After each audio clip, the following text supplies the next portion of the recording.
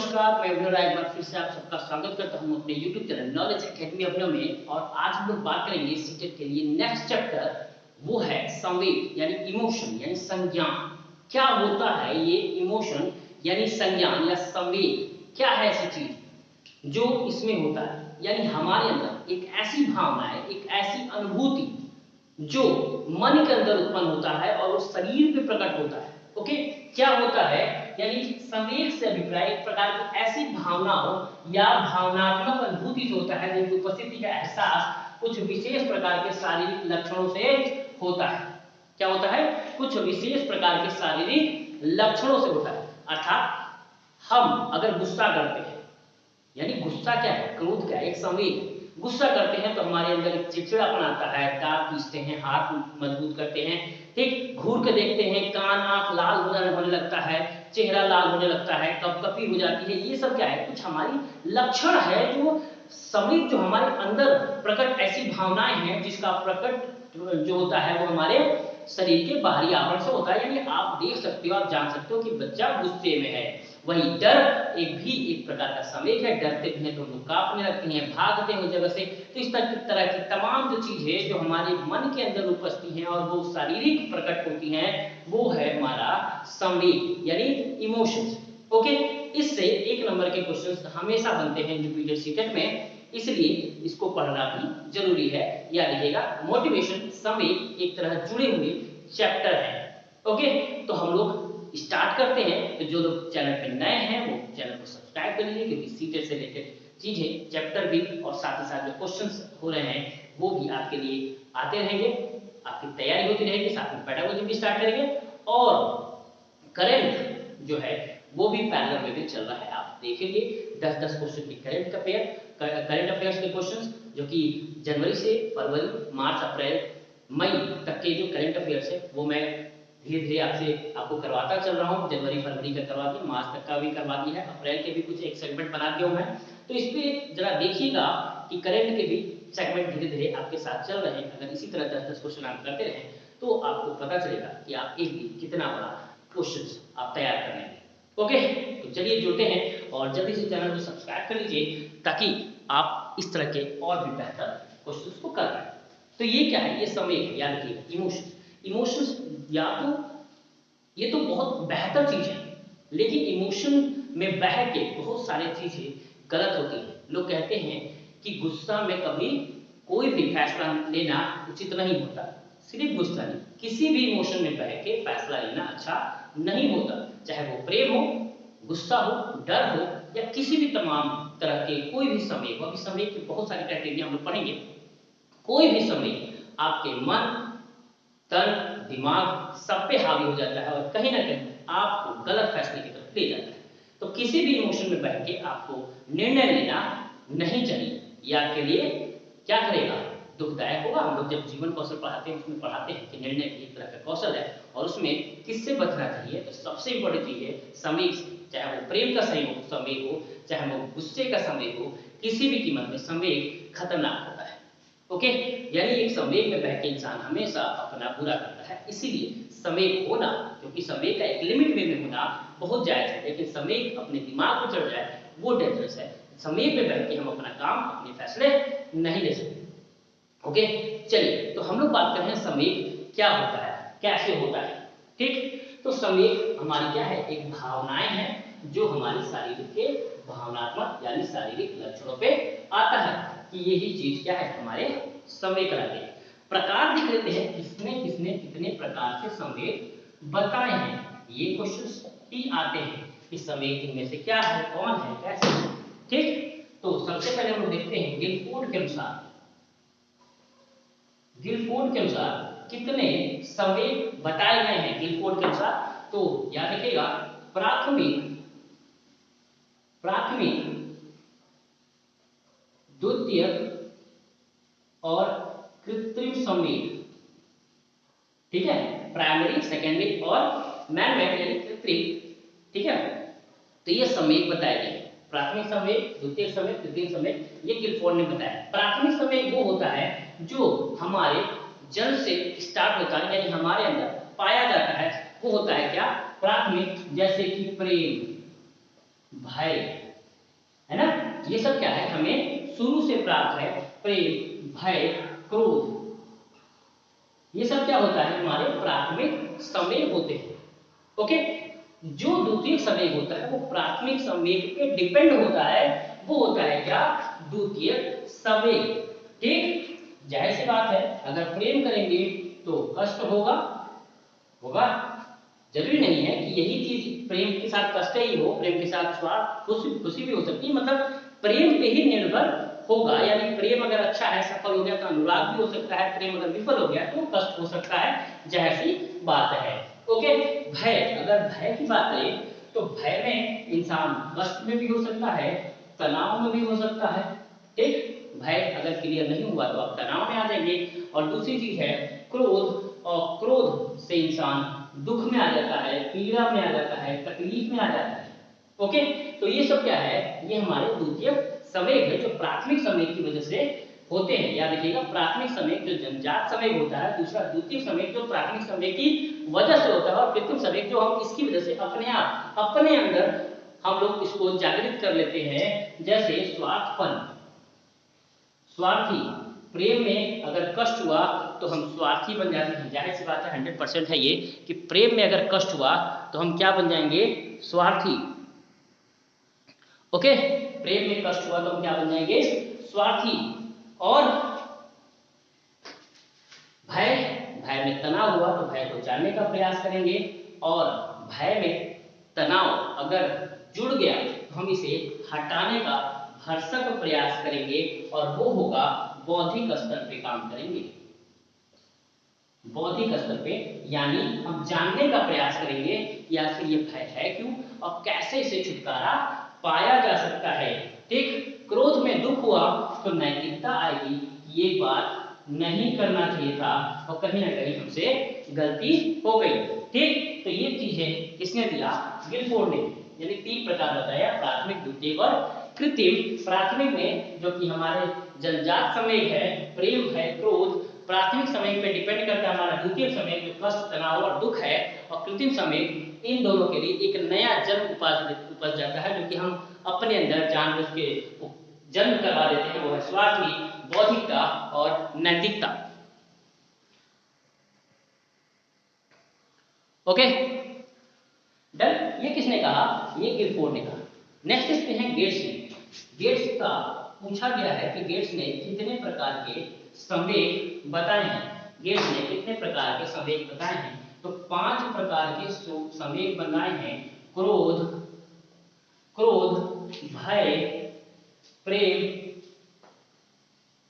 दया, कामुकता। ठीक है, ये 5 प्रकार के संवेग इन्हें बताया, क्रोध, भय, प्रेम, दया और कामुकता। किसने बताया, गेट्स ने। किसने बताया है, गेट्स ने।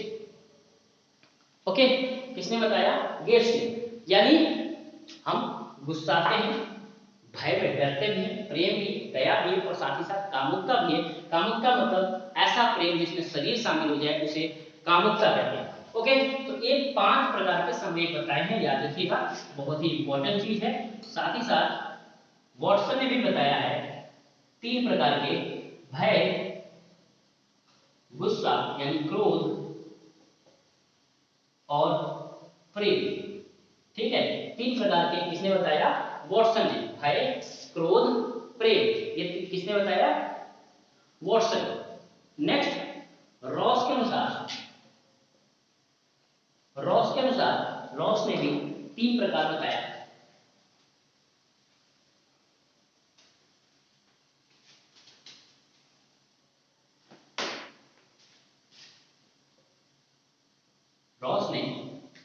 रॉस ने भी ज्ञानात्मक, ज्ञानात्मक, क्रियात्मक, ज्ञानात्मक, क्रियात्मक और भावात्मक। भावात्मक, ज्ञानात्मक यानी हम जब ज्ञान की बातें कब करते हैं, जब हमें थोड़ा ऐसा, इन्होंने कहा कि जब हम क्रोधित होते हैं तब भी कभी कभी हम ज्ञान की बातें कर लेते हैं, यानी गुस्से में भी कभी कभी हम फैसला कर लेते हैं। क्रियात्मक, घृणा भी होता है क्रियात्मक में, घृणा होता है हम भाग जाते हैं वहां से, और भावात्मक यानी प्रेम। ठीक, ऐसा हम लोग अमूमन सोचते हैं कि क्रोध में हमेशा अपनी ज्ञान हम खो देते हैं, लेकिन कभी कभी क्रोध में भी हम अच्छा वर्क कर जाते हैं। जब किसी कोई हमें आके बुलिंग कर जाता है, अरे भैया तुमसे ना हो पाएगा, ठीक, वो गुस्सा जो होता है कभी कभी हमारे ज्ञान को भी जगा देता है, और उस तरीके से हम कुछ ऐसा कर जाते हैं जो कुछ नया, एक नया चीजें ढाल देते हैं, एक नए ऊंचाई तक पहुंच जाते हैं। तो वही श्रेय इनका है रॉस के अनुसार। ज्ञानात्मक यानी घृणा, और घृणा टीचरों के लिए बहुत ही खराब होता है। याद रखिएगा, टीचर के नजरिए से घृणा बहुत ही खराब होता है। ओके, सबसे खराब संवेग है। इसमें एक बात सीटेट में आया भी क्वेश्चन है कि कौन सा ऐसा संवेग है जो टीचरों के लिए अच्छा नहीं होता, वो है घृणा। हम किसी भी बच्चों से घृणा नहीं करना चाहिए, क्योंकि एक बार घृणा करने से पूरा का पूरा जो व्यवस्था है वो समाप्त हो जाता है। ओके, नेक्स्ट क्रियात्मक के साथ भावात्मक यानी प्रेम। प्रेम में क्या है, भावनात्मक रूप लिया है, यानी भावनात्मक संवेग, ये रॉस के अनुसार। नेक्स्ट मैकडूगल, जो कि बहुत ही इंपॉर्टेंट है, बहुत ही इंपॉर्टेंट संवेग है मैकडूगल। ओके, चलिए देखते हैं, क्योंकि इससे क्वेश्चंस भी बनते हैं। देख सकते हैं हम लोग मैकडूगल, यानी मैकडूगल की मूल प्रवृत्ति, जिसने 14 बताया है संवेग और 14 कोर टेंडेंसी यानी मोटिवेशन। मैंने मोटिवेशन चैप्टर में बताया था कि जब मैं संवेग पढ़ाऊंगा उस वक्त मैं बताऊंगा मैकडूगल की मूल प्रवृत्ति की 14 मोटिवेशन यानी अभिप्रेरणा और 14 उसके संवेग। ओके, तो चलिए हम लोग देखते हैं क्या क्या है इन्होंने। पहला, संतान कामना। संतान कामना एक कोर टेंडेंसी होता है, यानी अभिप्रेरणा होता है। संतान कामना तब होता है जब वात्सल्य का संवेग जन्म लेता है। याद रखिएगा, जब वात्सल्य का संवेग यानी इमोशंस जन्म लेगा, तब हम करेंगे क्या, संतान की कामना। वहीं घृणा अगर हो तो घृणा होगा तो हम क्या करेंगे, निवृत्ति, वहां से निवृत्त हो जाएंगे। निवृत्त हो जाएंगे मतलब वहां से चले जाएंगे। याद रखिएगा, हम क्या करते हैं, घृणा होते ही हम निवृत्त हो जाते हैं और वहां से हम कहीं और चले जाते हैं कि भैया यहाँ नहीं रहना, लेकिन अब छोड़ देना इसको। इसलिए टीचर के लिए घृणा का संवेग होना अच्छी बात नहीं होती, क्योंकि एक बार अगर किसी बच्चे से घृणा हो गई तो बच्चे को हम ना पढ़ा पाएंगे और ना बच्चा पढ़ पाएगा। इसीलिए घृणा का संवेग टीचरों के लिए सबसे डेंजरस संवेग है। ओके, नेक्स्ट युयुत्सा यानी क्रोध। युयुत्सा मतलब हाथ पैर कांपने लगता है, जैसे ही हमें गुस्सा आता है हम कांपने लगते हैं, गुस्सा करते हैं, है ना। तो ये चीजें क्या है, हमारा अभिप्रेरणा है, और किस की वजह से होता है, क्रोध की वजह से। दूसरा है पलायन यानी भय। ठीक, पलायन मतलब वहां से हट जाना। याद रखिएगा, घृणा मतलब भी वहां से निवृत्त हो जाना, और ये पलायन मतलब भी वहां से चले जाना। लेकिन दोनों में कंडीशन है कि पलायन का मतलब अगर वहां से हम कहीं गए हैं तो वापस हम आ सकते हैं, याद रखिएगा, लेकिन निवृत्त हो गए वहां से तो कभी वापस नहीं आ सकते। निवृत्त मतलब हर काम से परिपूर्ण होकर यहाँ से संसार से हम चले गए, यानी कभी दुनिया में वापस नहीं आएंगे, वो निवृत्त होता है। इसलिए घृणा में हम इंसान से निवृत्त हो जाते हैं, और जिससे हम घृणा कर गए एक बार, दोबारा हम वहां पे वापस नहीं आ सकते। ओके, लेकिन पलायन अगर है, वहां गए हैं तो वापस आ सकते हैं। हास्य, हास्य का संवेग क्या है, अमूद। ठीक है, क्या संवेग है, अमूद। रचनात्मकता यानी कृति भाव। संग्रहण यानी स्वामित्व, संग्रहण का अगर भाव होगा तो हम स्वामित्व अगर है, स्वामित्व का संवेग दे दिया जाए तो अमूमन वो संग्रहण करने लगता है। यानी आप बहुत खर्चीले हो और उसी को कह दो भैया लो अब आप ही संभालो, तो वो भी धीरे धीरे बचाने लगेगा। घर का अगर सदस्य मालिक है तो अपने लिए कभी कपड़ा या कभी महंगी चीजें खरीद नहीं सकता, क्योंकि इसके अंदर एक संवेग होगा, एक अभिप्रेरणा होगा संग्रहण का। ओके, तो स्वामित्व बना दो। ठीक है, नेक्स्ट भोजनान्वेषण, भोजन की खोज तब होगी जब भूख का संवेग आएगा। सामूहिकता की संवेग तब आएगा जब एकीकरण होगा। गौरव तब होगा जब आत्मविश्वास होगा। याद रखिएगा, गौरव का संवेग अभिप्रेरणा तब होगा जब हमें आत्मविश्वास होगा, अपने ऊपर विश्वास होगा, तो गौरव जाहिर सी बात होगा। दैन्यता यानी सबमिशन तब होगा जब आत्महीनता आएगी, और ये याद रखिए निगेटिव है। ठीक, यानी एक निगेटिव अभिप्रेरणा है। हम आत्महीन, अगर अपने आप में हीन हो जाए तो हम कुछ नहीं कर पाएंगे, और धीरे धीरे हम दानव बन जाएंगे, राक्षस बन जाएंगे। खुद को तो मार सकते हैं, दूसरों को भी मार सकते हैं, क्योंकि खोने के लिए कुछ नहीं, यानी संसार में सब कुछ आप खत्म कर चुके हो। ठीक, तो ये दैन्यता है। नेक्स्ट जिज्ञासा, और जब भी हम आश्चर्य में होते हैं, कुछ ना कुछ नया खोजने का प्रयास करते हैं, और वो क्या है, जिज्ञासा। ठीक, कामवृत्ति यानी लस्ट, यानी लास्ट कब होता है, जब कामुकता आती है, सेक्स से कामवृत्ति। और लास्ट है सरल गति यानी करुणा या विषाद, और ये भी एक नेगेटिव चीज है कि करुणा या विषाद में या सरल गति में हम किस पे जा रहे हैं और किस पे भरोसा कर रहे हैं ये पता नहीं चलता, और हो सकता है वो हमारे साथ मिसयूज या गलत भी प्रयोग कर सकता है। ओके, तो समझ के चलिए कि हमें जिस पे भरोसा है, यानी हम जो कर रहे हैं करुणा में, वो सामने वाला उस लायक है भी या नहीं, कि हम ऐसे ही आंख बंद करके भरोसा कर ले रहे हैं। और इस पे बहुत लोग बहुत सारी गलतियां कर देते हैं, कभी पंडित ओझा और इस तरह जा जाके और अपने शरण गति में किसी को भी चले जाते हैं। और यही आपकी सबसे बड़ी गलती होती है कि आप कुछ भी कर गुजरने के लिए तैयार रहते हैं। ओके, और यहीं से बुराइयां शुरू हो जाती हैं। डन। अब नेक्स्ट देखते हैं हम लोग कि समय को प्रभावित करने वाले कारक कौन कौन होते हैं। कौन कौन से ऐसे कारक हैं जो समय को बड़े पैमाने पर प्रभावित कर देती है, यानी बढ़ा देती है। ठीक, तो सबसे पहला बालक का स्वास्थ्य। अगर स्वास्थ्य सही है ना, हेल्थ सही है,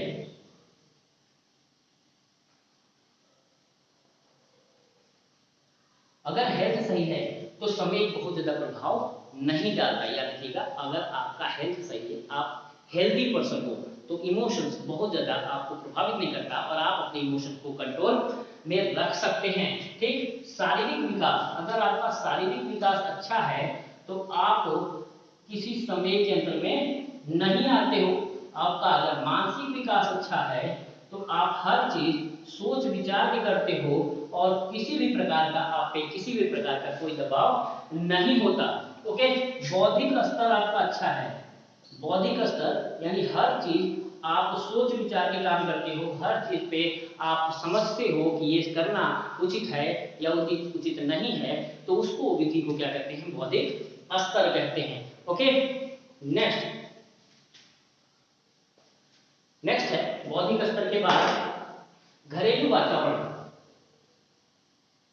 घरेलू वातावरण, ठीक, यानी घर का वातावरण अगर अच्छा है, सब लोग अच्छे हंसी खुशी रह रहे हैं, साथ में मिलजुल के रह रहे हैं, बातचीत कर रहे हैं, सबसे जरूरी चीज है अपनी बातों को हम बोल पा रहे हैं, तो हम अपने अंदर के समय को रोक के नहीं रखते बल्कि प्रकट कर देते हैं, जिससे हमारा दिमाग अच्छा रहता है, तो हम आराम से खुश मिजाज रह सकते हैं। ठीक, तो घरेलू वातावरण भी हमारे समय को प्रभावित करता है। वहीं लड़ाई झगड़ा होगा तो हमारा समय यानी हमारा जो समय है वो हमें प्रभावित करेगा और हम बड़े पैमाने पे डेंजरस हो जाएंगे। ठीक, हम अध्यापक, कौन होता है, अध्यापक, टीचर भी हमारे समय को बढ़ा घटा सकता है। यानी वो अगर गुस्सा कर रहा है तो बताते बेटा ऐसा नहीं करते, गुस्सा अच्छी बात नहीं होती, उस पर कंट्रोल करना सीखो। ठीक, यानी हमेशा अपने गुस्से पे क्या करना है, कंट्रोल करना है, और ये कौन सिखाएगा, हमारे अध्यापक। ठीक, नेक्स्ट दोस्त। दोस्त मित्र भी हमारे समय पे काफी कंट्रोल करते हैं। अगर वो गुस्सा करेंगे, गुस्से में रहेंगे, मारपीट करेंगे, तो हम भी मारपीट करना सीख जाएंगे और ये बुरी बात है। और वहीं हमारे दोस्त अगर समझाना शुरू करेंगे, नहीं यार मारपीट अच्छी बात नहीं होती, चलो अच्छे से रहते हैं, प्रेम मोहब्बत से रहते हैं, तो हम लोग भी वही ढलने पे चले जाएंगे। तो दोस्त भी काफी बड़े पैमाने पे हमें, हमारे समय को वो प्रभावित करते हैं। Okay, done. कैसे समय को कंट्रोल करें, सबसे जरूरी चीज ये है कि इमोशन तो है, लेकिन इमोशन प्रभावित तो करता है, तो कैसे कंट्रोल करें, है ना, क्या कंट्रोल करें, क्या प्रशिक्षण है। तो पहला तो भैया दमन या निषेध कर दो। क्या कर दो, दमन या निषेध, यानी इस चीज को रोक दो। हालांकि संवेग को निषेध नहीं करना चाहिए, यानी पूरे तरीके से संवेग खत्म हो जाता है, लेकिन कुछ समय के लिए निषेध भी जरूरी है। जैसे घृणा हमें किसी से नहीं करनी चाहिए, इसके लिए बिल्कुल दमन कर दो, निषेध कर दो। ठीक है, तो दमन कर देना कुछ समय का, कुछ चीजों का निषेध कर देना है, ये चीजें ना है। दूसरा परिश्रमशीलता। परिश्रमशीलता यानी कुछ लोग मेहनती हो जाते हैं, यानी जब का समय आपको प्रभावित करता है, यानी गुस्से में होते हैं, प्रेम में होते हो, तो आप मेहनत वाला काम करना लगते हो, झाड़ू पोछा या गाड़ी बनाना या मिट्टी फेंकना या मिट्टी उखाड़ना या कोड़ना, जो भी आपको अच्छा लगे, पौधे लगाना, जो भी आप मेहनत कर सकते हो वो मेहनत अपने आप में करने लगते हो, यानी परिश्रमशील हो जाते हो। याद रखना। ठीक, परिश्रमशीलता या मानसिक व्यस्तता भी कहते हैं। कुछ लोग गेम खेलने लगते हैं, मूवी देखने लगते हैं, तो ये भी चीजें होती है, चीजें अपने आप को शांत रखने के लिए, यानी संज्ञान को किसी भी कीमत पे शांत रखना है। नेक्स्ट मार्गांतरीकरण। क्या करना है, वहां से हट जाना है, यानी अपने आप को चेंज कर देना है, बदल देना है। और लास्ट है रचना, यानी कोई ना कोई रचनाएं कर सकते हैं जब हम संवेग में होते हैं तो। ठीक, और इमोशंस में बहुत अच्छी रचनाएं होती हैं, कविताएं बहुत अच्छी अच्छी बनती हैं। ओके, तो आप लोग ट्राई करिए। तो संवेग में याद रखिएगा, संवेग में प्रभावित होकर कभी भी किसी प्रकार का फैसला नहीं लेना, संवेग को कम करना, उसके बाद आप 10 मिनट 15 मिनट तो संवेग जब चला जाए तब आप फैसला लो कि आप क्या करना है। ओके, तो ये था इमोशंस। इससे क्वेश्चन आते हैं खासकर मैक्सवेल वाले चैप्टर से आते हैं, और ऐसे भी पूछता है कि निम्न में से कौन सा संवेग है और निम्न में से कौन सा संवेग नहीं है। 1 नंबर के क्वेश्चन यहाँ से जरूर पूछे जाते हैं। ओके, तो आज के लिए इतना ही। धन्यवाद, नमस्कार।